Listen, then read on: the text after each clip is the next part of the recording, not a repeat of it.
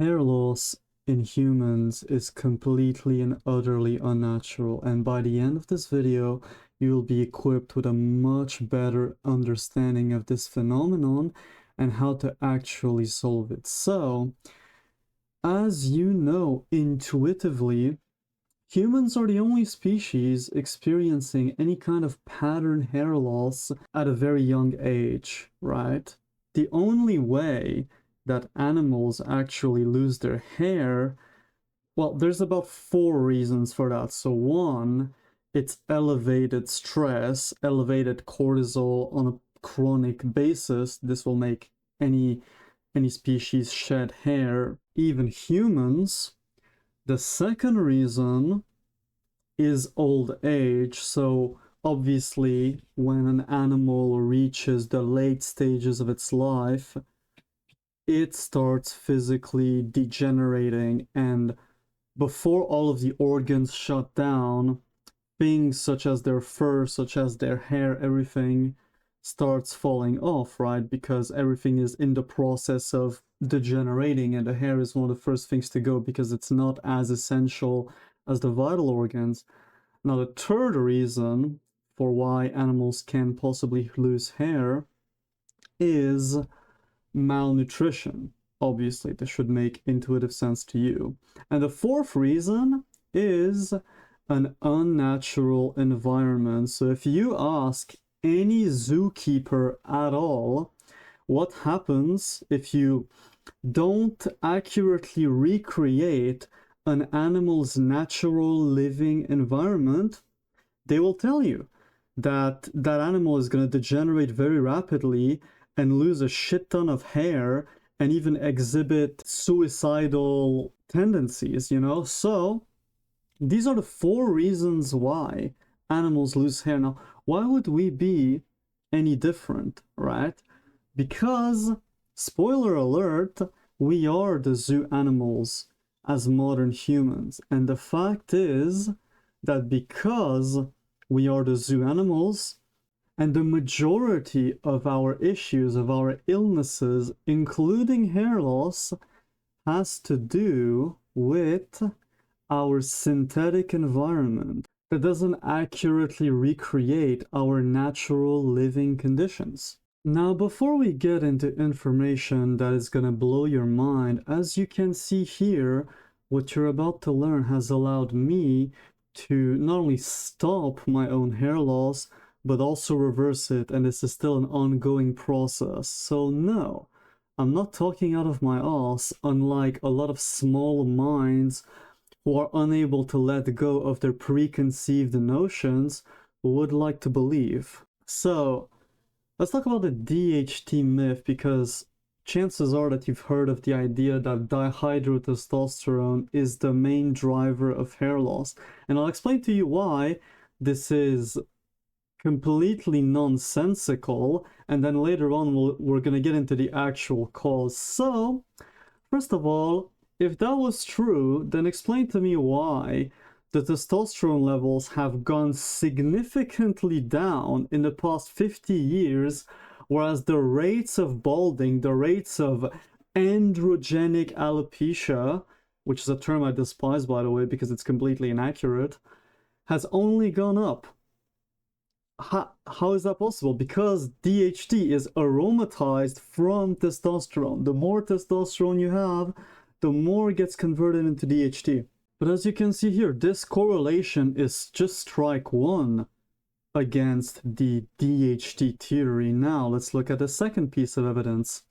Scalp Botox therapy. So this has been very well documented that patients suffering from androgenic alopecia, so DHT-induced hair loss, according to their diagnosis, when they are injected with Botox in their scalp, which the only thing that does is relieve scalp tightness, is relieve the tension in their scalp, well, they regrow hair significantly in like 84% of cases.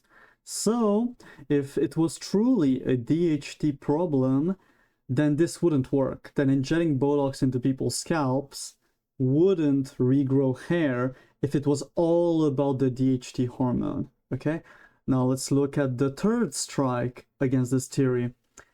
It's quite simple. DHT, just like testosterone, significantly goes down as men age, as men get into their 30s, 40s, 50s. Now, if DHT was the main driver of hair loss, then explain to me why old men in their 50s aren't regrowing full heads of hair all of a sudden as their DHT level severely crashed down compared to what it was in their 20s. It makes absolutely no sense. And the last nail in the coffin is that they've actually done straight up studies comparing the blood serum DHT levels between a control group that didn't have any hair loss issues and a group of patients affected by androgenic alopecia, and they found statistically insignificant differences between the two, right? So if all of those things are true, then DHT can't possibly be the main driver. It can maybe be a cofactor, and we're gonna get into that. But as you can see, the DHT theory itself doesn't make any sense. Now, what actually causes hair loss is nothing more than scalp inflammation, and I will get into what role DHT and genetics play into it, but first let's go into what actually causes the inflammation itself. So, things like vitamin and mineral deficiencies can cause inflammation. Lack of sunlight, as I said before, 86% of men that experience androgenic alopecia are vitamin D deficient. And that's just from the baseline that is like 800 IUs a day, which is nothing.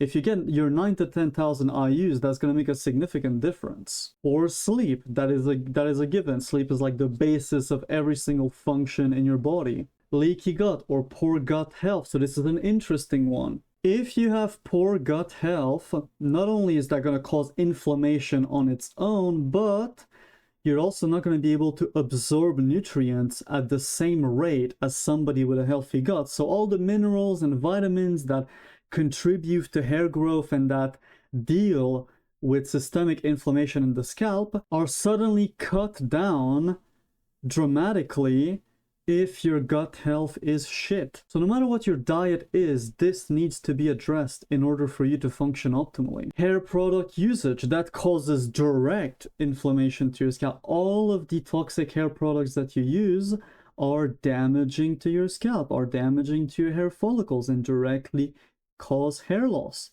You need to stop using all of them. Your ancestors did not need them, and you don't either. Heavy metal / pollutant toxicity. So, talking about all of the heavy metals, all of the toxic substances in our food, in our air, in our environment, all of those different things contribute to scalp inflammation.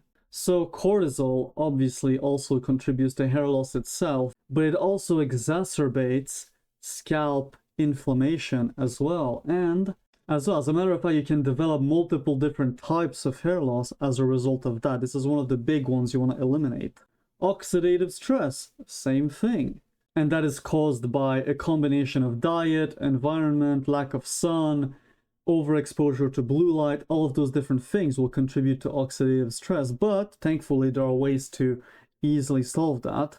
And poor mitochondrial function. So obviously you have follicular cells on your head and they work like all of your other cells. The degree of functionality of the mitochondria determines whether your hair is growing properly and optimally versus actually shedding. And this is impacted by your diet, your exposure to sunlight, and the level of toxicity in your body. So now, this is the role that DHT actually plays. So the equation of hair loss goes like this. You get scalp inflammation from all of the things I cited, and then DHT actually mobilizes itself as a defense mechanism against those things. And once DHT gets mobilized, once the androgenic activity becomes really high in that area, this leads to the scalp tightness. And as we've seen before with the Botox therapy, if this is taken care of, it doesn't move further. We don't get past this piece of the equation, even with the DHT coming into play, if this is addressed. Now, if this is left unaddressed, then the hair follicles are oxygen and nutrient deprived, and as a result of that, you get hair loss. And as a result of that, these areas in which you lose hair become scar tissue, and eventually you can never regrow hair in those areas again unless you get a transplant or something. But what about genetics? I'm glad you're asking. So, genetic variability occurs here, all right?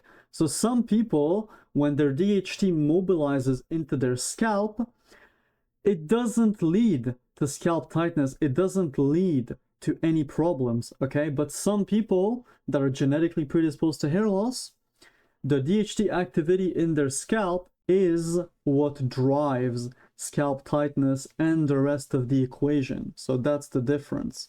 Which is why things like finasteride, dutasteride work. Because even if you're DHT sensitive, if you've got none of it left, which is really terrible for your health, by the way, then the rest of the equation doesn't occur. But DHT is merely a signaling agent of a deeper issue, of the inflammation itself. It's not the main cause of hair loss. It's simply a variable in the equation. And the way to fix that is to not get there to begin with, okay? Now, what are some preventive measures we can actually utilize to prevent scalp inflammation altogether so we don't get to that point? So obviously diet is the basis of everything. You want to simultaneously consume a very nutrient-dense diet based on animal products, ideally as raw as possible, so you can get the benefits from the enzymes and bacteria, which is really, really good for your gut health, which is the root of every issue, and simultaneously, while improving the nutrient density of your diet, you want to eliminate all the toxic garbage. So things like seed oils, things like processed sugars, things like all of these different food additives. Even vegetables can contribute to those issues if their anti-nutrient content is dense enough. Second thing is sun maxing, very, very, very important. That's going to improve both the mitochondrial function on your scalp. You actually want to expose your scalp to the sun, believe it or not. A lot of people think the opposite. A lot of people believe that too much sun exposure on their scalp is going to make their hair fall. That is a complete and utter lie. It is the opposite. And besides the mitochondrial function, you also obviously get the benefits of vitamin D, which plays an important role in hair growth. The third thing is stop poisoning yourself. So things like alcohol, things like drugs, things like vaping, things like all of the garbage you can think of that people do nowadays that is a detriment to their health, smoking, all those different things contribute to scalp inflammation. So the more you can reduce them, the better off you are. Not using shampoo, obviously I talk about it all the time, it is very, very key in the process of reversing hair loss, as those products cause an immense amount of stress and inflammation on the scalp via two ways. So one, as I said before, the garbage chemicals that permeate through your scalp, but also the whole process of forcing your scalp to overproduce its natural oils non-stop is inflammatory, is stressful to the scalp, and causes hair loss. The second thing is going to be getting a shower filter, because your shower water is filled with fluoride and with a bunch of toxic heavy metals. So those things contribute to oxidative stress and scalp inflammations. And this is especially important because showering is something you do quite often. And the water that makes contact with your scalp and hair, over time, those things add up. So getting a shower filter is one of the best things that you can do for your hair. Sleep maxing, this is very, very obvious stuff. The best ways to optimize your sleep is to have the same bedtime every single night so that your circadian rhythm can fix itself and your sleep efficiency can increase. Getting sunlight into your eyes in the morning, not eating 2 hours before bed, you know, the basic stuff. You've probably heard about this stuff a billion times, but it is important to maximize your sleep, and also sleep as much as your body needs. Try to not rely on an alarm. If you wake up feeling sluggish, it's because you didn't sleep enough. It's because your body is so damaged that it's requiring extra rest. So while you work on fixing your interior, you also want to listen to your body and sleep as much as you possibly need. Detoxification methods. So again, all of us are heavy metal toxic to an extent, but it's not just heavy metals. It's also plastics, BPAs, phthalates, a bunch of different garbage chemicals that are disrupting our hormones. So while avoiding those things, you want to simultaneously detoxify what's in your body through things like sauna, through things like bentonite clay consumption, and there's other methods as well, but these are the main ones that I use personally. Scalp massaging, which is actually great because you essentially get the effects of scalp Botox therapy for free at home. If you do it consistently enough, it reduces scalp tightness, scalp tension dramatically, which prevents hair loss. Red light therapy. This is very, very geared towards improving mitochondrial function in your scalp, in your follicular cells, and also increases blood flow as a byproduct as well. But the great thing about the red light therapy on your scalp is that obviously you don't rely on the weather, unlike the sun, but also the red light itself is very, very concentrated. You are getting much more than by sitting on the sun. So it's one of the best things that you can do. And last but not least, curate every single source of stress that you possibly can in your life. Whether it's living at home with abusive parents, whether it's a garbage relationship, whether it's your job, whether it's obviously your diet, other lifestyle factors, but anything that has you in an elevated cortisol state that either spikes it often or keeps it elevated for long periods of time needs to be completely eliminated from your life, because that's going to contribute a shit ton to hair loss, to premature aging, and to just overall destroying your potential as a human being. Now, on top of preventing measures, we can actually introduce hair overgrowth methods to boost the rate of growth of your hair significantly, which can counteract some of the effects of scalp inflammation and, if you so desire, allows you to grow extremely long hair very quickly with basically no limit. So we've got two categories here. So we've got topical nourishment, which basically means that you can actually put all sorts of different things, mainly foods, on your scalp that gets absorbed into your follicles and speeds up your hair growth while also improving the quality of hair that you are growing. And then you've got blood flow stimulation, which allows you to send nutrient-dense blood flow, if you're doing everything correctly, to your scalp, which obviously promotes healthy hair growth. So first of all, obviously we've got raw egg washing. This is actually one of the most overpowered things that you can do, as it replaces both shampoo and conditioner. It actually outperforms them in terms of the appearance of your hair, while also getting rid of any excess debris and oils, and because of its nutrient density, as well as protein content and fat content, leaving it onto your scalp and hair for about 10 to 15 minutes is extremely good for stimulating hair growth.